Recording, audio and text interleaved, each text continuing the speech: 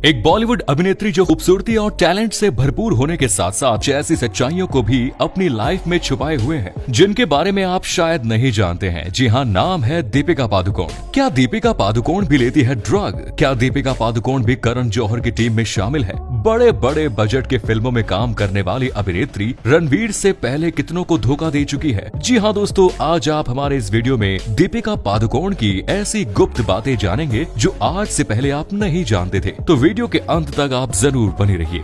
दीपिका का जन्म 5 जनवरी 1986 को डेनमार्क में एक सारस्वत ब्राह्मण परिवार में हुआ। दीपिका के पिता का नाम प्रकाश पादुकोण है जो कि इंटरनेशनल लेवल पर भारतीय बैडमिंटन खिलाड़ी रह चुके हैं, और मां का नाम उज्ज्वला पादुकोण है जो कि एक ट्रैवल एजेंट है। दीपिका की एक छोटी बहन है जो कि एक गोल्फर है। दीपिका की शुरुआती पढ़ाई बेंगलुरु से हुई। 12th क्लास के बाद ग्रेजुएशन करने के लिए दीपिका ने ओपन यूनिवर्सिटी में एडमिशन लिया, लेकिन उसी दौरान उन्हें मॉडलिंग के ऑफर्स आने लगे और दीपिका ने अपनी पढ़ाई बीच में ही छोड़ दी। दीपिका पादुकोण सिर्फ 12वीं की क्लास पास है। दीपिका बचपन में सिर्फ बैडमिंटन खेलती थी और इंटर कॉलेज में भी स्टेट लेवल पर काफी बैडमिंटन खेल चुकी है। लेकिन कॉलेज आते आते दीपिका का रुझान मॉडलिंग की तरफ होने लगा। मॉडलिंग होने के साथ दीपिका ने कई टीवी एड में भी काम किया। साल 2005 में दीपिका ने मॉडल ऑफ द ईयर का खिताब जीता और तभी दीपिका पर नजर किंगफिशर कंपनी के मालिक विजय माल्या की पड़ी।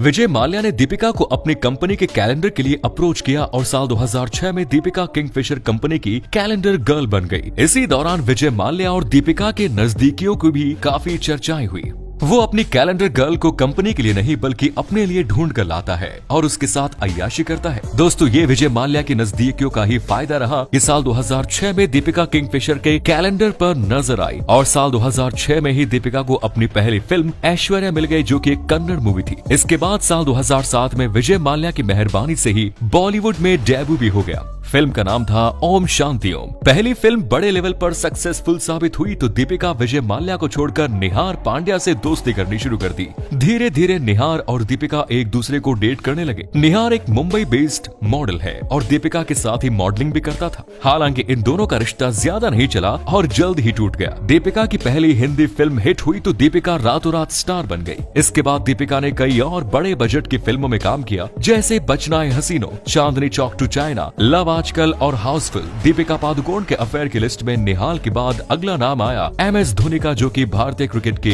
पूर्व कप्तान है। MS धोनी और दीपिका के अफेयर की खबरें मीडिया में चल ही रही थी कि तभी खबरें आने लगी कि दीपिका का अफेयर भारतीय क्रिकेट टीम के ऑलराउंडर युवराज सिंह से भी चल रहा है। कुछ रिपोर्ट्स के आधार पर यह भी कहा जाता है कि दीपिका धोनी और युवराज दोनों को ही एक ही समय पर एक साथ डेट कर रही थी और यही वजह रही कि धोनी और युवराज सिंह की न सिर्फ दोस्ती टूटी बल्कि धोनी ने जानबूझकर युवराज सिंह का करियर अपने समय से 5 साल पहले ही खत्म कर दिया। धीरे धीरे जब बात मीडिया में आने लगी तो धोनी और युवराज दोनों को ही पता चल गया कि दीपिका उन दोनों को चीट कर रही है। इसके बाद दीपिका और धोनी युवराज का अफेयर खत्म हो गया। दीपिका के न सिर्फ मल्टी अफेयर रहे हैं बल्कि दीपिका बहुत सारे विवादों में घिरी रही है। दीपिका करण जौहर ग्रुप से जुड़ी हुई है तो विवाद तो दीपिका की लाइफ में आने ही थे। साल 2020 में दीपिका की एक मूवी आई थी जिसका नाम था छपाक। छपाक एक एसिड विक्टिम के जीवन पर आधारित मूवी थी। उस एसिड विक्टिम का नाम था लक्ष्मी अग्रवाल। लक्ष्मी अग्रवाल जी के जज्बे को सलाम। दोस्तों, फिल्म बनाने से पहले कहा गया था कि लक्ष्मी से फिल्म बनाने की परमिशन ले ली गई है और कहानी के बदले में लक्ष्मी को 13 लाख रुपए दे दिए गए हैं। इसके बाद जब लक्ष्मी जी को इस बात की खबर हुई तो उन्होंने इन सभी बातों को नकार दिया।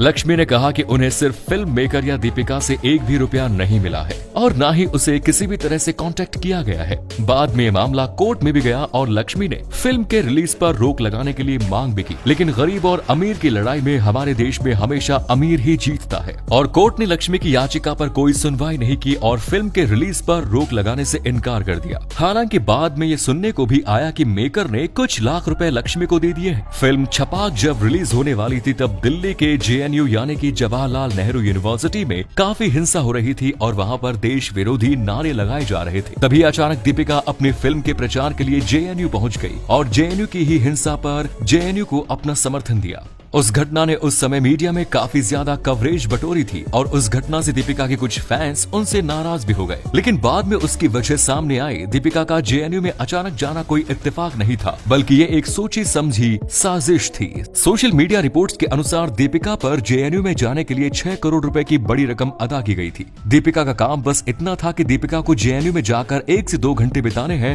स्टूडेंट्स के साथ और जेएनयू के स्टूडेंट्स का समर्थन करना है। खैर सच्चाई क्या है इसके बारे में कोई खबर नहीं।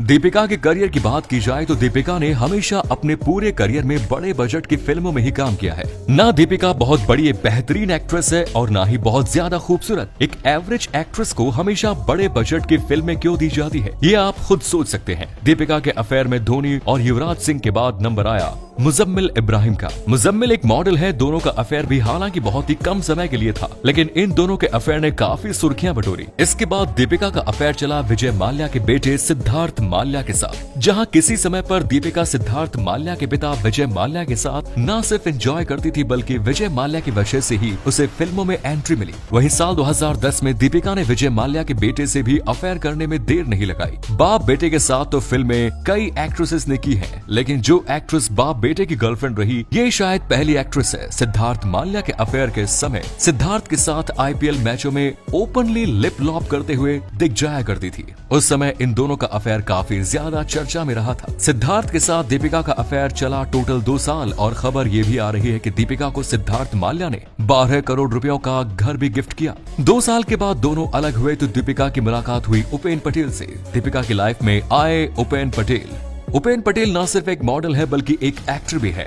दोनों का अफेयर मीडिया में सुर्खियां बना रहा था। हालांकि इन दोनों का अफेयर बहुत ज्यादा लंबा नहीं चला और जल्द ही टूट गया। उपेन पटेल के बाद दीपिका के तार भिड़े थे रणवीर कपूर से फिल्म बचनाएं हसीनों के दौरान। हालांकि इन दोनों का अफेयर भी ज्यादा लंबे समय के लिए नहीं रहा और 1-1.5 साल के बाद ही दोनों अलग हो गए। फिर आखिर में दीपिका ने रणवीर सिंह के साथ रिलेशन बनाया। रणवीर सिंह के साथ कई साल रिलेशनशिप में रहने के बाद उन्होंने साल 2018 में शादी कर ली। दीपिका करण जौहर की गैंग के सदस्य मानी जाती है और करण जौहर के घर पर ड्रग पार्टी की वीडियो जो वायरल हुई थी, उसमें दीपिका भी ड्रग्स के नशे में झूम रही थी। इसके अलावा दीपिका SSR केस में भी ड्रग के केस में फंस चुकी है, यानी कि ये बात कंफर्म है कि दीपिका ड्रग्स लेती है। दीपिका एक बहुत बड़ी अय्याश और नशेड़ी है, लेकिन मीडिया में इसे ऐसे पेश किया जाता है जैसे कि ये बहुत बड़ी शरीफ हो। हाल ही में दीपिका पादुकोण की फिल्म गहराइयां रिलीज हुई है। क्या आपने ये फिल्म देखी? कमेंट्स में जरूर बताएं। धन्यवाद।